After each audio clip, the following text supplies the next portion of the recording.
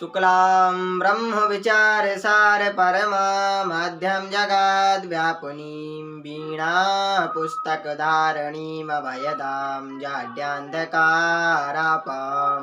हस्ते स्फटिकमालिकां विदधतीं पद्मासने संस्थितां वन्दे त्वां परमेश्वरीं भगवतीं बुद्धिप्रदां शारदाम्।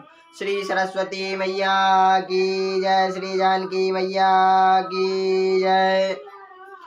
नमस्कार प्रिय दर्शकों, उपस्थित हूँ मैं आज आपके सामने ज्योतिष में एक नए विषय को लेकर। आज हम चर्चा करेंगे ग्रहों की दृष्टि पर कि ग्रहों की कितने प्रकार की दृष्टि होती हैं, कैसे इन दृष्टियों का प्रभाव होता है, किस दृष्टि का कितना प्रभाव होता है, आज हम इस पर चर्चा करेंगे। तो आप मेरे वीडियो को लाइक करें, मेरे चैनल को सब्सक्राइब करें, बेल आइकन प्रेस करें और आल का बटन दबाएं ताकि जब भी मैं कोई नया वीडियो अपलोड करूं तो तुरंत आपको उसकी सूचना प्राप्त हो सके। तो चलिए चलते हैं अपने विषय की ओर और आज हम ग्रहों की दृष्टि पर विचार करेंगे। तो देखिए, यहाँ पर मैंने ये पहले से ही चक्र बना रखा है, ग्रहों का दृष्टि चक्र। तो इसमें 12 भाव लिखे हैं, आप देख सकते हैं। भाव 1 2 3 4 5 6 7 8 9 10 11 12, ये 12 ही भाव लिखे हैं और यहाँ पर इसके नीचे अंश लिखे हैं, 0 अंश 30 30। अब देखिए यहाँ पर जो अंश लिखे हैं यानी कि 30 अंश की एक राशि होती है, इसलिए 30 के अंतर से लिखे हैं यहाँ पर।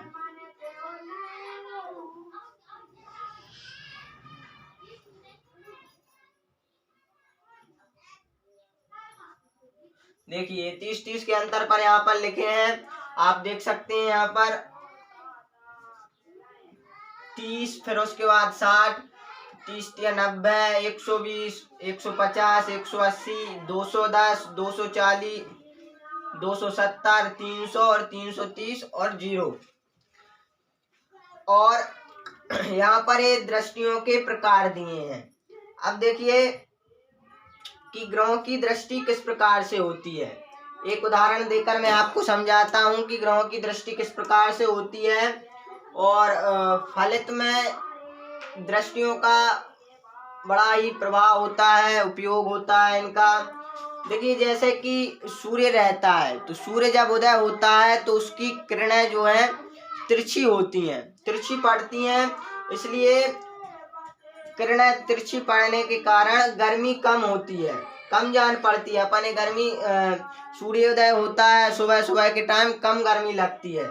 लेकिन ज्यों ज्यों सूर्य बढ़ता जाता है, ज्यों ज्यों उसके अंश बढ़ते हैं, तैसे ही उसका प्रभाव बढ़ता जाता है। और जब सूर्य बिल्कुल 90 डिग्री पर हो जाता है, यानी कि अपने सिर के ऊपर आ जाता है सामने, तो उसका प्रभाव अधिक बढ़ जाता है और फिर हमें दोपहर में अधिक गर्मी लगने लगती है, इसलिए अधिक गर्मी यानी अधिक तेज होता है। और फिर जब दिन ढलने लगता है, यानी कि सूर्य दोपहर के बाद सूर्यास्त होने लगता है, दिन ढलने लगता है, तो ज्यों ज्यों उसके अंश कम होते हैं त्यों त्यों गर्मी कम हो जाती है और वह आखिरी में अंत में लुप्त हो जाता है। तो इसी प्रकार सब ग्रहों का यही नियम है, उनका भी ऐसे ही प्रभाव होता है, ऐसे ही उनका दृष्टि होती है। सभी ग्रह इसी प्रकार से होते हैं। देखिए जिस ग्रह के सामने दूसरा ग्रह होगा, जिस ग्रह के सामने दूसरा ग्रह होगा, यानी कि कुंडली में जो ग्रह यहाँ पर स्थित है उससे सप्तम स्थान सामने होता है, उसके ठीक सामने होता है, 180 डिग्री पर होता है, तो दूसरा ग्रह होगा उस पर उस ग्रह का पूरा प्रभाव रहता है, यानी कि सप्तम स्थान पर पूरा प्रभाव रहता है। यदि कोई ग्रह लग्न में है और कोई ग्रह सप्तम स्थान में है, तो लग्न के ग्रह का सप्तम स्थान पर पूरा प्रभाव रहेगा और यदि आजू बाजू में उसका प्रभाव कम होता है, यानी कि कम प्रभाव होता है। जिस राशि में कोई ग्रह हो उससे ठीक सातवीं सामने, ठीक सातवीं राशि होती है, उस समय दोनों ग्रहों का अंतर 180 डिग्री हो जाता है। यानी कि सातवीं, जैसे लग्न में कोई ग्रह है तो लग्न से सप्तम स्थान में जो राशि होगी तो उन दोनों का जो अंतर होगा 180 डिग्री का हो जाता है। ठीक है, 180 डिग्री। इस कारण सातवें स्थान पर ग्रह का पूरा प्रभाव पड़ता है, क्योंकि जैसे सूर्य का 90 डिग्री पर पहुंचता है तो अपन पर सीधा प्रभाव होता है, यानी अपने सिर के ऊपर होता है। उसी प्रकार एक ग्रह में भी होता है, तो उसका पूरा प्रभाव पड़ता है और इसी को हम पूर्ण दृष्टि के नाम से जानते हैं। इसी को हम पूर्ण दृष्टि बोलते हैं। इसी प्रकार शेष दृष्टि में किरणें तिरछी हो जाती हैं, यानी कि एक पाद, द्विपाद, त्रिपाद, इन दृष्टियों में किरणें जो है ग्रहों की तिरछी हो जाती हैं। इस कारण उनका प्रभाव जो है पूर्ण दृष्टि से कम होता है। तो देखिए, जो ग्रह देखता है उसे दृष्टा कहते हैं। जो ग्रह देख रहा है उसे दृष्टा कहेंगे, और जिस ग्रह पर किसी अन्य ग्रह का प्रभाव रहता है या कोई अन्य ग्रह उसे देखता है तो उसे दृश्य कहते हैं। ये आप समझ ही गए होंगे।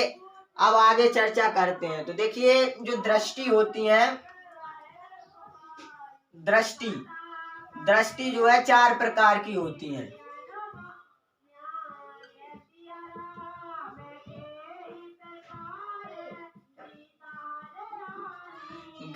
दृष्टि जो है 4 प्रकार की होती है। कौन कौन सी होती हैं? देखिए, मैं आपको बताता हूँ। नंबर 1 होती है, नंबर 1 पर होती है एक पाद दृष्टि।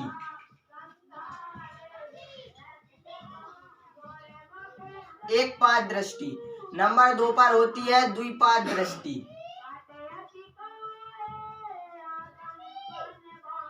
नंबर 3 पर होती है त्रिपाद दृष्टि।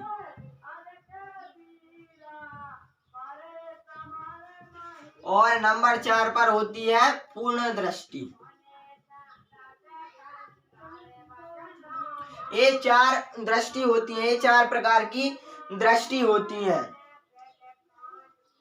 अब देखिए, इस चक्र में देखिए यहाँ पर जो शून्य लिखा है, जहाँ पर शून्य लिखा है यानी उन भाव पर, उन संख्या पर या उन भाव पर कोई दृष्टि नहीं होती। देखिए, सभी ग्रहों की पहले, दूसरे, छठे, 11वें और 12वें इन भावों पर ग्रहों की दृष्टि नहीं होती। की दृष्टि नहीं होती है। पहले भाव, द्वितीय भाव, षष्ठम भाव, एकादश भाव और द्वादश भाव, यहाँ पर भी आप देख सकते हैं जहाँ जहाँ पर शून्य लिखा है वहाँ पर दृष्टि नहीं होती। देखिए, द्वितीय भाव पर शून्य लिखा है, षष्ठम भाव पर, एकादश भाव पर, द्वादश भाव पर और प्रथम भाव पर, तो इन भावों पर ग्रहों की दृष्टियां नहीं होती हैं। और देखिए, यहाँ पर इस चित्र में देख सकते हैं आप के 30-30 डिग्री के अंतर पर यहाँ पर भावों पर उनके अंश लिखे हैं। 30-30 डिग्री पर एक एक राशियां लिखी हैं। और इसमें देख सकते हैं आप ग्रहों की इन भावों पर दृष्टि नहीं होती है। इन भावों पर ग्रहों की कोई दृष्टि नहीं होती है। अब देखिए, ग्रहों की ये चारों प्रकार की दृष्टियों को बताता हूं मैं कि ग्रहों की चारों प्रकार की दृष्टियां कौन कौन सी होती हैं। तो पहले हम ले लेते हैं यहाँ पर एक पाद दृष्टि। नंबर 1, एक पाद दृष्टि। तो एक पाद दृष्टि जो होती है यह होती है तृतीय और दशम भाव, तृतीय और दशम स्थान पर होती है। सभी ग्रहों की तृतीय और दशम स्थान पर एक पाद दृष्टि होती है। दूसरे नंबर पर है द्विपाद दृष्टि। द्विपाद दृष्टि। तो देखिए, एक पाद दृष्टि में इनमें थोड़ा अंतर भी है। देखिए, फिर से बताता हूं।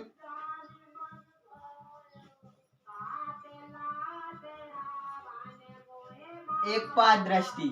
इसमें क्या है कि 3 ग्रहों जो मंगल, गुरु और शनि, ये क्या है क्रमशः पृथ्वी की मार्ग की परिधि से बाहर यानी दूर है, सूर्य से दूर होने के कारण इनकी विशेष दृष्टि का विचार किया जाता है। मंगल, गुरु और शनि, इन तीनों ग्रहों की विशेष दृष्टि का विचार किया जाता है। तो देखिए इनकी जो विशेष दृष्टि होती है वह मैं आपको बताता हूँ। इनकी विशेष दृष्टि होती है कि मंगल की होती है, मंगल चतुर्थ और अष्टम स्थानों को पूर्ण दृष्टि से देखता है। स्थानों पर इसकी पूर्ण दृष्टि होती है।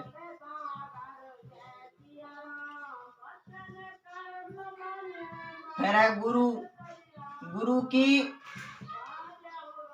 5 और 9वें स्थान पर पूर्ण दृष्टि होती है। और तीसरे नंबर पर है शनि की तीसरे और 10वें स्थान पर पूर्ण दृष्टि होती है। तो इन तीनों ग्रहों में ये थोड़ा सा अंतर है कि इनकी 2 स्थानों पर, सप्तम स्थान पर तो सभी ग्रहों की पूर्ण दृष्टि होती ही है, लेकिन मंगल की चतुर्थ और अष्टम स्थान पर, गुरु की पंचम और नवम स्थान पर और शनि की तृतीय और दशम स्थान, इन स्थानों पर इन ग्रहों की पूर्ण दृष्टि होती है। इनकी ये विशेष दृष्टियां हैं। अब देखिए इन पर विचार करते हैं। तो ये तो आप समझ ही गए होंगे, इसे साफ कर देता हूं मैं। तो अब एक बात